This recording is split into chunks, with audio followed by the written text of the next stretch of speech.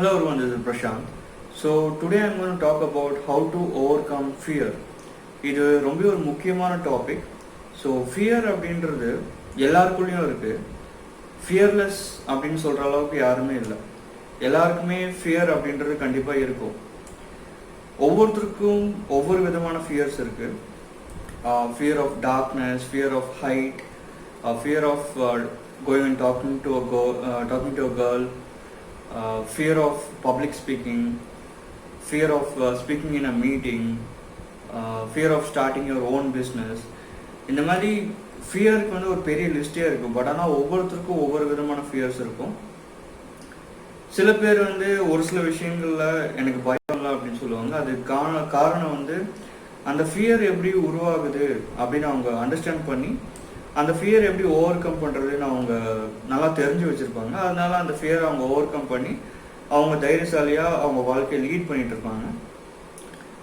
So இன்னைக்கு நான் வந்து 4 strategies and tips to over come fear பற்றி தான் நான் பேச போகிறேன். ஃபஸ்ட்டு ஸ்ட்ராட்டஜி என்னன்னா, you have to understand the fear எப்படி உருவாகுது, ஃபியர் எங்கேருந்து கிரியேட் ஆகுது அப்படின்னு நம்ம புரிஞ்சுக்கணும். இப்போ நல்லா நீங்கள் யோசிச்சு பார்த்தீங்கன்னா உங்களுக்கே நல்லா புரியும். ஃபியர் அப்படின்றது ஒன்றுமே இல்லை.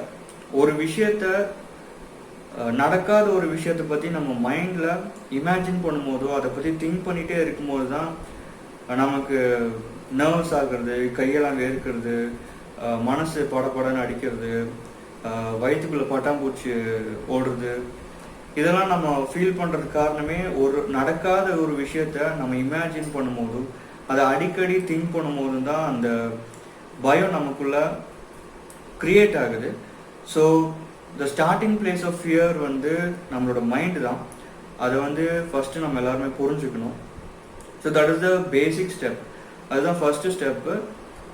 ஃபியரை நம்ம இமேஜின் பண்ணுறதுனால தான் க்ரியேட் ஆகுது அப்படின்னு நம்ம புரிஞ்சுக்கிட்டாலே அதை ஓவர் கம் பண்ணுறது எப்படின்ட்டு நான் அடுத்தடுத்து சொல்லும்போது உங்களுக்கு ஈஸியாக இருக்கும். இந்த வீடியோ க்ரியேட் பண்ணுறதுனால எனக்கு ஃபியர்ஸே இல்லை அப்படின்னா நான் சொல்ல வரல. எனக்கும் ஒரு சில ஃபியர்ஸ்லாம் இருக்குது, எல்லாருக்குமே இருக்க மாதிரி. ஸோ அந்த ஃபியர்ஸை எப்படி ஓவர் கம் பண்ணுறது அப்படின்ற ஸ்ட்ராட்டஜி அண்டு ஸ்டெப்ஸ் எனக்கு தெரிஞ்சனால ஒரு சில ஃபியர்ஸை நான் அதை ஓவர் கம் பண்ணி இப்போது ஓரளவுக்கு நான் ஃபியர்லெஸ் அப்படின்ட்டு என்னை நான் சொல்லிக்கலாம். ஸோ இப்போ இதுக்கு ஒரு எக்ஸாம்பிள் கொடுக்கணுன்னா, லெட்ஸ் டேக் நீங்கள் ஒரு ப்ரெசன்டேஷன் கொடுக்க போகிறீங்க அப்படின்னு வச்சுக்கலாம். அந்த ப்ரெசன்டேஷன் கொடுக்கறதுக்கு ஒரு 10 பேர் அவங்க கூட ப்ரெசன்டேஷன் கொடுக்கறதுக்கு வெயிட் பண்ணிட்டு இருக்காங்கன்னு வச்சுக்கலாம். ஒருத்தர் போய் பேசும்போது நம்ம வந்து அவங்க என்ன பேசுகிறாங்க அப்படின்ட்டு நம்ம கவனிக்க மாட்டோம். கவனிக்காமல் நம்ம என்ன பேச போகிறோம், நம்மளோட டர்ன் வந்தால் நம்ம என்னத்தை பேச போகிறோம் அப்படின்ற மனசுக்குள்ளே அந்த படப்படன்னு அடிச்சுட்டே இருக்கும்.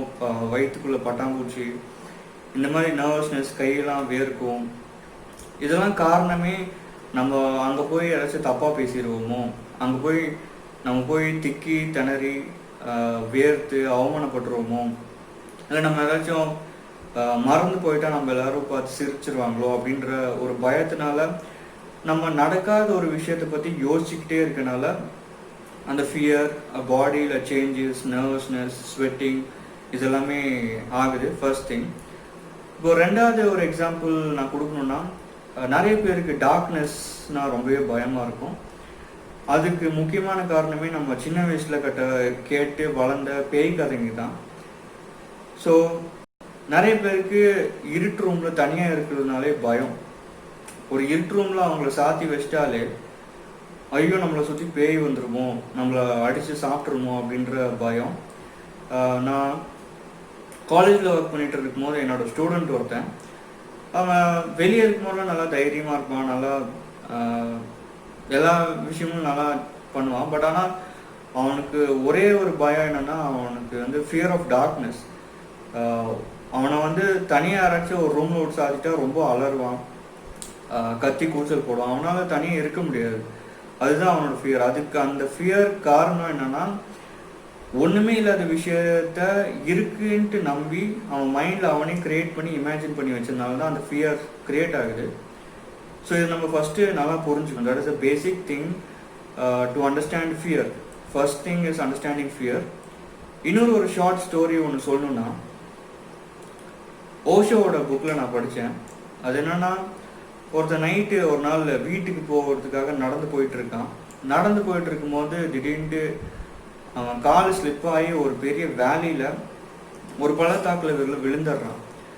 அந்த பள்ளத்தாக்கில் விழுந்தோடனே அவன் ஏதோ ஒரு கட்டையை கிரிப்புக்காக பிடிச்சி அவன் அப்படியே தொங்கிடுறான். அப்புறம் எல்லாரும் எனக்கு யாராச்சும் காப்பாற்றுங்க அப்படின்னு கத்துறான். பட் ஆனால் அவனை சுற்றி ஒரு வெளிச்சம் கூட இல்லை, ஃபுல்லாக இருட்டு, யாருமே அவனை காப்பாற்றுறதுக்கு இல்லை.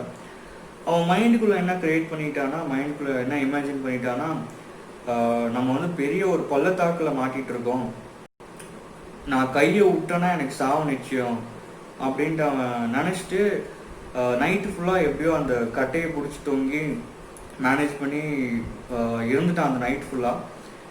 காலையில் விடிஞ்சோன்னே அவன் பார்க்கும் போது என்ன அவன் கவனிக்கிறான்னா, அவன் காலுக்கு கீழேயே ஒரு ஃப்ளாட்டான ஒரு பில் மட்டம் மாதிரி. அவன் அந்த காலை அங்கே கரெக்டாக கீழே வச்சுருந்தானா அந்த பில்லு மட்டத்தில் அவன் படுத்து ஒரு நைட் ஃபுல்லாக அவன் தூங்கியிருக்கலாம். பட் ஆனால் அவனோட பயம், அந்த இடத்துல எதுவுமே இல்லையோ அப்படின்ற பயம் அவன் மைண்டுக்குள்ளே அவன் க்ரியேட் பண்ணிக்கிட்டனால அவனுக்கு வந்து எதுவுமே செய்ய முடியல. ஸோ இதுதான் பேசிக் திங் ஆஃப் ஃபியர். இல்லாத ஒரு விஷயத்த நம்ம இருக்குன்ட்டு இமேஜின் பண்ணுறதும் மைண்டில் அடிக்கடி நம்ம யோசிக்கிறனால தான் அந்த ஃபியர் க்ரியேட் ஆகுது.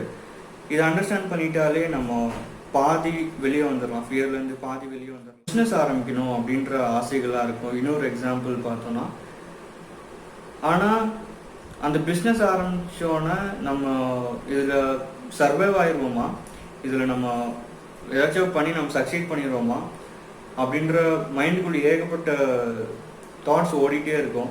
நம்ம இந்த பிஸ்னஸில் இறங்கி நம்ம எல்லாத்தையும் நம்ம தொலைச்சிட்டோன்னா நம்ம என்ன ஆகும் அப்படின்ற ஏகப்பட்ட தாட்ஸ் நமக்குள்ளே யோசிச்சுட்டே இருப்போம். அதாவது ஃப்யூச்சரை பற்றின பயம். நம்ம ஒரு விஷயம் செய்கிறதுக்கு முன்னாடியே நெகட்டிவாக நிறைய யோசிப்போம். இப்படி ஆயிடுமோ அப்படி ஆயிடுமோ, இல்லை இதை நான் சரியாக கொண்டு போகிறேன்னா நான் சேர்த்து வச்சுருந்த எல்லா பணமும் வீண் போயிடுமோ அப்படின்ற பயம் எல்லாருக்குமே இருக்கும். இந்த பயம் நான் என்னோடய பர்சனல் லைஃப்லையும் நான் எக்ஸ்பீரியன்ஸ் பண்ணியிருக்கேன். ஏன்னா நான் முன்னாடியே என்னோடய வீடியோஸில் சொல்லியிருந்த மாதிரி நான் ஒரு சிக்ஸ் மந்த்ஸ் மட்டும் ஆண்டர்ப்ரனராக நான் வாழ்ந்திருக்கேன். நான் காலேஜில் ஒர்க் பண்ணிருக்கும் போது எனக்கு அந்த காலேஜில் ஒர்க் பண்ணுற ஜாப் எனக்கு பிடிக்காம போய் நான் எப்படியாச்சும் பிஸ்னஸ் ஆரம்பிச்சிடணும், எனக்குன்னு ஒரு ஓன் அகாடமி ஒன்று ஆரம்பிச்சிடணும் அப்படின்ட்டு மைண்டுக்குள்ளே தோணிகிட்டே இருக்கும். பட் ஆனால் அந்த நான் காலேஜில் லெக்சரராக ஒர்க் பண்ணிருந்தேன், அந்த ஜாபை குவிட் பண்ணிவிட்டு ஒரு ரிஸ்க்கை எடுக்கிறதுக்கு என்னோடய மைண்ட் அலோவ் பண்ணல. அது கம்ப்ளீட்டாக என்னை ஸ்டாப் பண்ணிகிட்டே இருந்துச்சு. நீ இதை குவிட் பண்ணிவிட்டே அதில் போனால் கண்டிப்பாக உன்னோட சேவிங்ஸ் எல்லாமே போயிடும், நீ இதில் ஜெயிக்க மாட்டே, இதில் தோற்றுருவ அப்படின்னு ஃபுல்லாக நெகட்டிவ் தாட்ஸ் தான் மைண்டுக்குள்ளேயே ஓடிட்டு இருந்துச்சு. பட் ஆனால் எப்படியோ எனக்குள்ளே ஒரு தைரியத்தை வர வச்சு இதை நம்ம ஃபேஸ் பண்ணி தான் பார்த்துருவோமே அப்படின்ட்டு தைரியமாக நான் குவிட் பண்ணி அந்த பிஸ்னஸையும் நான் ஒரு 6 months இருந்துட்டேன். ஸோ நினச்ச அளவுக்கு அந்த அளவுக்கு பயமாகவும் இல்லை, எனக்கு ஒரு நல்ல அனுபவம் கிடச்சிச்சு. அந்த எக்ஸ்பீரியன்ஸ் மூலிமா நான் நிறைய லேர்ன் பண்ணிக்கிட்டேன்.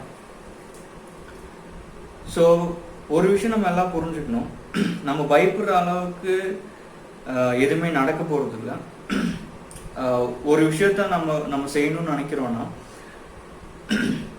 ஒரு விஷயத்த நம்ம செய்யணும்னு நினைக்கிறோன்னா அதை செய்யறதுக்கு முன்னாடி நம்ம ரொம்ப ரொம்ப அதிகமாக கற்பனை பண்ணுறதுனால தான் அந்த பயம் அதிகமாக போயிட்டே இருக்கு. So that is a basic thing we have to understand. Understanding fear is very important. So அதுதான் ரொம்பவே முக்கியம். ஸோ இப்போ நம்ம ஃபியர் எதனால் க்ரியேட் ஆகுது, எப்படி உருவாகுது அப்படின்னு நம்ம பார்த்துட்டோம். First thing is understanding the fear. ரெண்டாவது விஷயம் என்னென்னா rewiring your mind. That is the second strategy. Rewiring your mind நான் எதை சொல்கிறேன்னா, நம்மளோட சப்கான்ஷியஸ் மைண்டுக்குன்னு ஒரு பவர் இருக்குது. நம்ம கான்ஷியஸ் மைண்டில் நம்ம எதை சொல்கிறோமோ அது சப்கான்ஷியஸ் மைண்ட் அப்படியே நம்பிடும். இதுதான் சைக்காலஜி. நம்ம சின்னதுலேருந்து ஒரு விஷயத்த அப்படின்னு நினச்சி நம்ம வாழ்ந்துட்டோம். அதாவது இப்படி தான் இருட்டில் வந்து பேய் இருக்கும், பிஸ்னஸ் ஆரம்பித்தா நம்ம தோற்றுருவோம், இந்த மாதிரி பப்ளிக் ஸ்பீக்கிங் முன்னாடி போய் பேசினா எல்லோரும் சிரித்து கிண்டல் பண்ணுவாங்க. இப்படி நெகட்டிவாகவே நம்ம மைண்டை ஒயர் பண்ணி நம்ம இது வரைக்கும் வந்துட்டோம். இப்போது திடீர்னுட்டு இந்த மைண்டை ரீவயர் பண்ணுறது அப்படின்றது ரொம்பவே ஒரு கஷ்டமான ஒரு விஷயம். பட் ஆனால் இது செஞ்சிட்டோன்னா கண்டிப்பாக we can call ourselves as fearless. Rewiring our mind எப்படி பண்ணுறது அப்படின்னா, it is nothing but talking to our own self. So for example என்ன சொல்லலாம்னா, you can talk to yourself as nothing is there in this darkness. நம்ம மட்டும் தான் இருக்கோம், இது வெறும் இருட்டு, சூரியன் மறைஞ்சிருக்கு, அவ்வளோதான். சூரியன் மறைஞ்சு நிலா மேலே வந்திருக்குது, வெளிச்சம் போயிடுச்சு, அவ்வளோதான். That is what we have to say to ourselves for darkness. டார்க்னஸ்ன்றது வெறும் இருட்டு தான். அந்த இருட்டில் ஏதோ இருக்குன்னு நம்ம நினச்சிட்டு இருந்தனால தான் அந்த பயம் கிரியேட் ஆச்சு.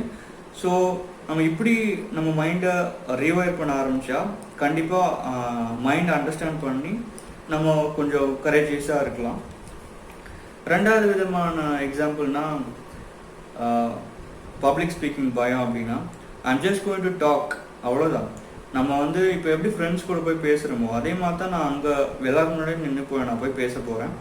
ஸோ இந்த மாதிரி நெகட்டிவான இருக்க நம்மளோட மைண்ட்ஸோட தாட்ஸை பாசிட்டிவாக மாற்றிட்டா then everything becomes easy. So that is called as rewiring mind. அதுதான் செகண்ட் ஸ்ட்ராட்டஜி. ஃபர்ஸ்ட் ஒன் வந்து அண்டர்ஸ்டாண்டிங் வாட் இஸ் ஃபியர், ரெண்டாவது வந்து ரீவயரிங் அவர் மைண்ட். மூணாவது முக்கியமான ஸ்ட்ராட்டஜி என்னென்னா ஐடென்டிஃபையிங் ஆஃப் ஃபியர்ஸ். ஸோ நம்ம முன்னாடியே நான் சொன்ன மாதிரி எல்லாருக்கும் ஒவ்வொரு விதமான ஃபியர்ஸ் இருக்குது லைஃப்பில்.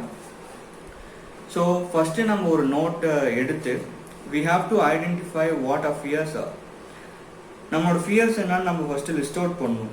நான் முன்னாடியே சொன்ன மாதிரி எனக்கு டார்க்னஸ்னால் ரொம்ப பயம், நான் ஒரு மீட்டிங்கில் நான் போய் பேசணுன்னா எனக்கு ரொம்பவே பயம், எல்லோரும் முன்னாடி நின்று நான் ஒரு ப்ரெசன்டேஷன் கொடுக்கணுன்னா எனக்கு பயம், இப்போது எனக்கு பிடிச்சிருக்க ஒரு பொண்ணுகிட்ட நான் போய் பேசணுன்னா பயம், ஒரு பிஸ்னஸை ஸ்டார்ட் பண்ணணுன்னா எனக்கு பயம். இந்த மாதிரி உங்களுக்கு என்னென்னலாம் பயங்கள் தோணுதோ அது எல்லாத்தையும் ஒரு லிஸ்ட் எடுத்து, that is the third thing, identifying of fears. And the நாலாவது ஸ்ட்ராட்டஜி என்னன்னா ஃபேஸிங் ஆஃப் ஃபியர்ஸ். ஸோ நம்ம இவ்வளோ விஷயங்கள் பண்ணதுக்கப்புறம் ஃபைனல் ஸ்டெப் வந்து நம்மளோட பயத்தை நம்ம ஓவர் கம் பண்ணணும்னா நம்ம மைண்ட்லேயே நம்ம ரீவயர் பண்ண மட்டும் போகாது, அதை நம்ம ஆக்ஷன்லேயும் செயல்படுத்தினா தான் we can call ourselves as fearless. நாலாவது முக்கியமான விஷயம் வந்து ஃபேஸிங் ஆஃப் ஃபியர்ஸ். நம்ம இப்போ லிஸ்ட்டு எடுத்திருக்கோம் நமக்கு என்னென்னலாம் பயங்கள் இருக்குது அப்படின்னு. அந்த லிஸ்ட்டில் ஒவ்வொரு ஃபியராக நம்ம வந்து ஃபேஸ் பண்ணணும். இப்போது ஃபார் எக்ஸாம்பிள் டார்க்னஸ் உங்களுக்கு பயம்னா, ஒவ்வொரு நாளும் நைட் ஆனால் உங்களை தனியாக ஒரு ரூமில் இருட்டு அறையில் நீங்கள் ஸ்டே பண்ணி உங்களோட மைண்டை ரீவயர் பண்ணி நீங்கள் ப்ராக்டிஸ் பண்ணலாம். இதை நீங்கள் அடிக்கடி பண்ணும்போது உங்களுக்கே அது புரிஞ்சிடும், இது வெறும் இருட்டு தான், இருட்டில் வேறு எதுவுமே இல்லை அப்படின்னு உங்களுக்கு தெரிஞ்சிடும். அண்ட் ஒரு மீட்டிங்கில் நீங்கள் போய் பேசணுன்னா அதே மாதிரி நீங்கள் உங்களோட மைண்டை ரீவயர் பண்ணதுக்கப்புறம் நான் சும்மா ஃப்ரெண்ட்ஸ்கிட்ட பேசுகிற மாதிரி தான் பேச போகிறேன், யார் என்னை ஜட்ஜ் பண்ணாலும் எனக்கு கவலை இல்லை, என்னோடய பாயிண்ட்டை நான் சொல்ல போகிறேன் அப்படின்ட்டு நீங்கள் அதை ப்ராக்டிஸ் பண்ணணும். இதுதான் உங்களோட ஃபியர்னால் அதை நீங்கள் ஃபேஸ் பண்ணும்போது தான் கண்டிப்பாக உங்களோட ஃபியர் வந்து உங்களை வந்து உங்ககிட்ட இருந்து விலகி போகும். So these are the 4 most important keys and strategies to over come your fear. So இந்த ஸ்ட்ராட்டஜி நான் என்னோடய பர்சனல் லைஃப்பில் நான் ஃபாலோ பண்ணியிருக்கேன். இந்த ஸ்ட்ராட்டஜினால நான் நிறையா விஷயங்களை நான் என்னோடய ஃபியர்ஸ் எல்லாம் ஓவர் கம் பண்ணியிருக்கேன். ஸோ அதனால தான் இந்த சின்ன ஃபிலாசபி, இந்த சின்ன ஸ்ட்ராட்டஜியை என்னோட வீடியோஸ் மூலிமா நான் ஷேர் பண்ணணும் அப்படின்றதுக்காக இந்த வீடியோ நான் க்ரியேட் பண்ணியிருக்கேன். இது பயங்கள் இருக்க எல்லாருக்கும் இது யூஸ்ஃபுல்லாக இருக்கும் அப்படின்னு நான் நினைக்கிறேன். So let's all face of fears and overcome our fears, and let's all become fearless.